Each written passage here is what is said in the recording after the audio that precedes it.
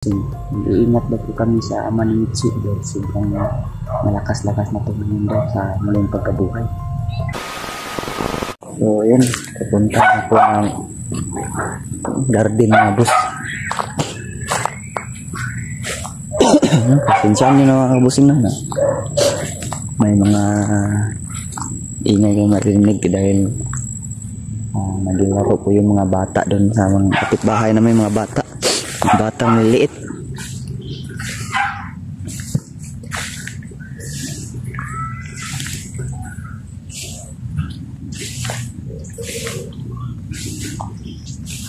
Puntang tayo dito sa ating garden.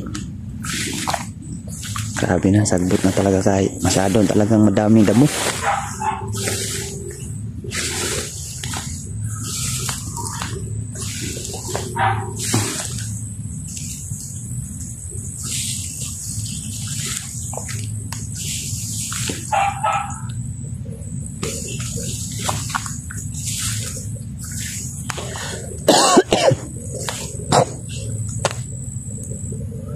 Sinsya na mga boss. Excuse me mga boss.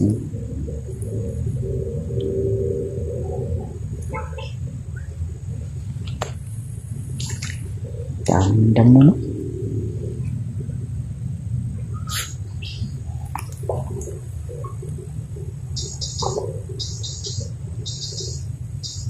Magandang hapon sa inyo dyan kaibigan. Uy! Tinatanong na ano doon dala ko, bayabas to kaibigan. Alam mo masarap daw ito ng Diyos. Gusto mo nito kaibigan? Gusto daw niya. Sige. Saan ko ba ilalagay? Nandito naman ba?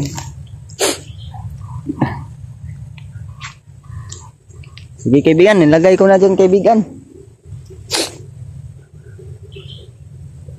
Hala.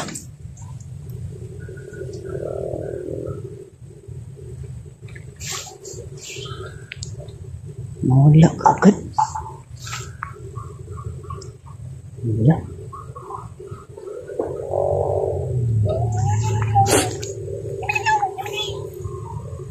Uy. Hala, kinagatan doon niya. Grabe. Wow. Grabe mga boss. Kinagatan ni sila mga bossing. Kunin mo na to kaibigan.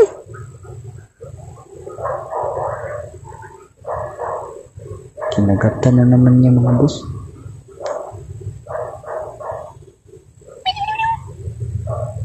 Ala.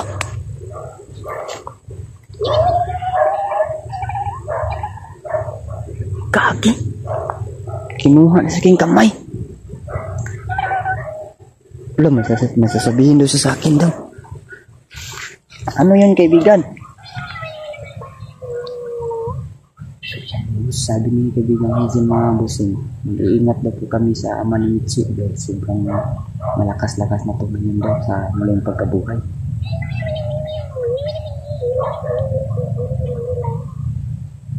Lalo na daw ngayon, padami at padami yung kalaban. Kaya, sigling ingat po daw yung gagawin daw mga boss.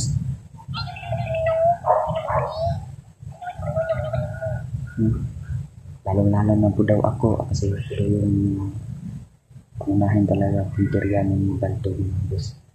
At siyempre, buhay pa rin yung mangkupula mga boss.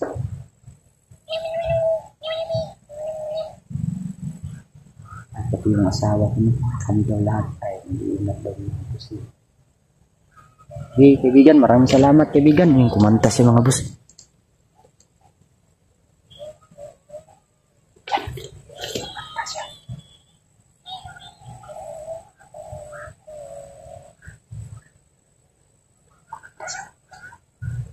Maraming salamat kaibigan. Ikumusta mo na lang kami kalulo ang hilo kaibigan.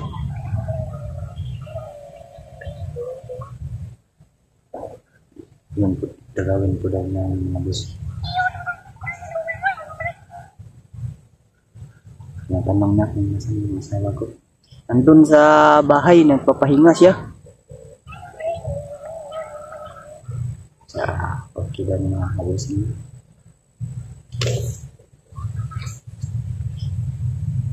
Pinapaingat to ni kaibigang Hazel mga boss. Dahil sa muling pagkabuhay ng ama ng batang manananggal.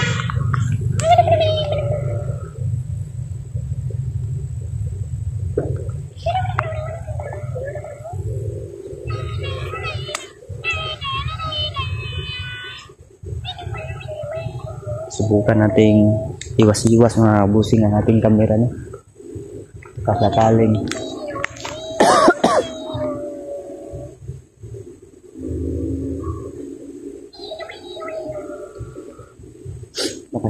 hagip natin si kaibigang Hazel.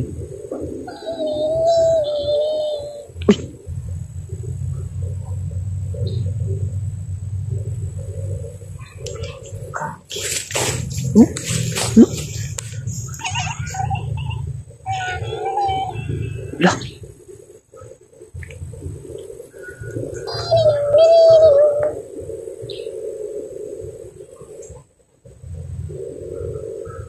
Kaibigan.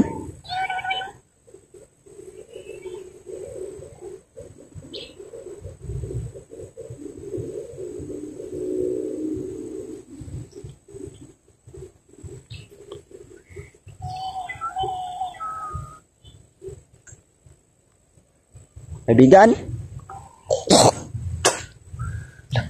May gumagalaw dun.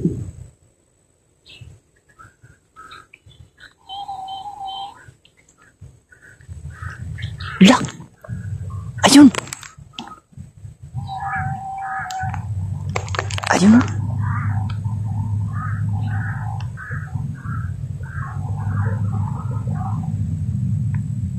Gusto mo nito, kaibigan? Ay, sabi niya, ibigay ko na lang daw po ito sa batang kapre kung sakaling magpapakita mo daw sa ngayon. Sige kaibigan, maraming salamat. Diyan sa likod mga boss. Diyan sa likod. Pakita mo nga yung bayabas kaibigan. Ito. Ayun yung bayabas. Ayun. Nasa likuran siya mga boss. Nasa likod siya ng damo na yan.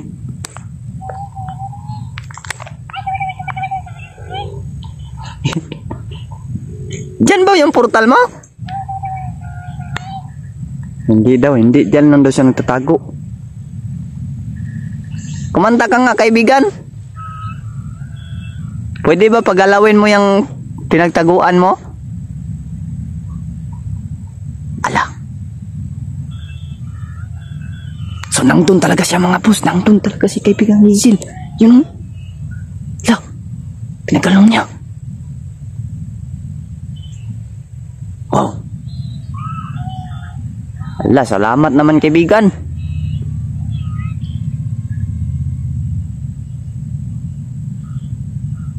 Uy. Uuwi ka ng kaibigan? Kaibigan? Hindi pa? Uuwi ka na?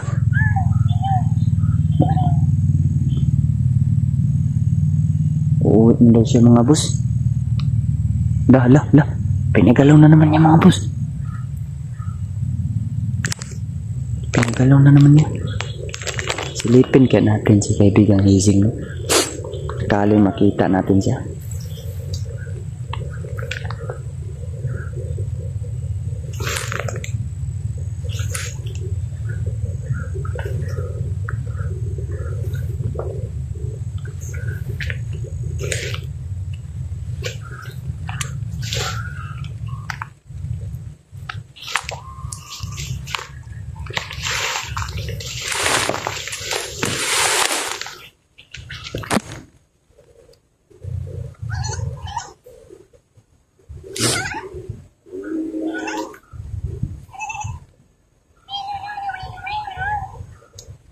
Hindi daw siya mahuhuli ko daw mga boss.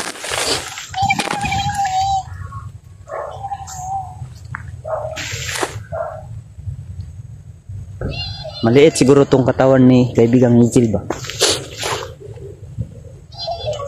Kita ko siya din kanina, oh. Buhat-buhat na yung bayabas, mga boss.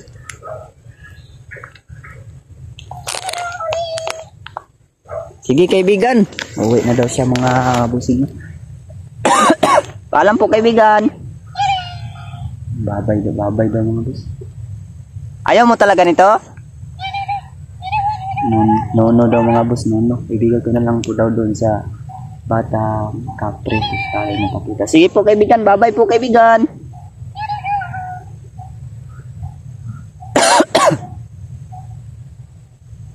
Hindi pa naman lumabas yung Batang Kapre, mga boss.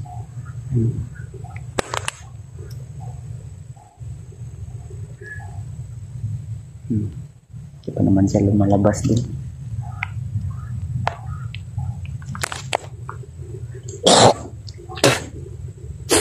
Dito talaga siya kanina, mga kabusing, no? Diyan, no?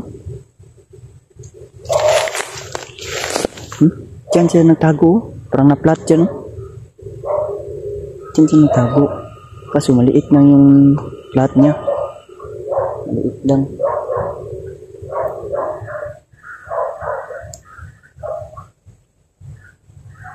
Maliit lang yung flat niya, mga kabusing.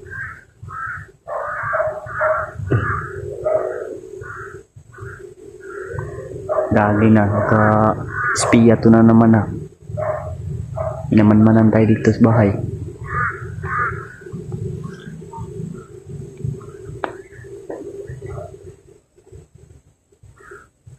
Spiya to ba? Okay.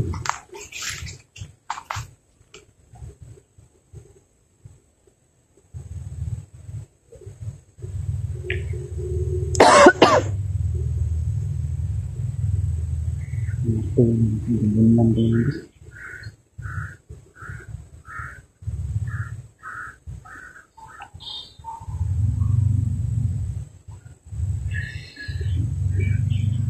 Dapat talaga yung Batang Kapre. Kaibigan, Batang Kapre.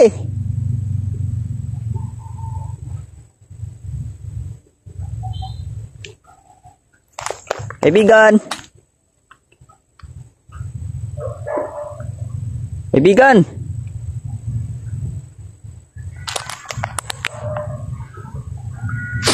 Kaibigan.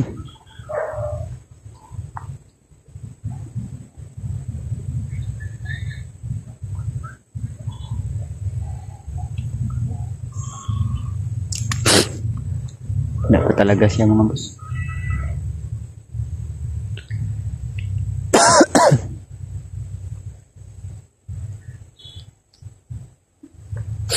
So, ibibigay ko naman to sa Batang Kapre. Masarap to. Utap to, mga boss. Utap. Hindi na tinanggap ni kaibigang Hazel, mga busing, no? Ibigay ko na lang po daw doon sa Batang Kapre. Sana magpakita nga po ngayon ang Batang Kapre dyan, mga boss. Upang maibigay natin to sa atin. Kaya natin kung magustuhan ko ng Batang Kapre.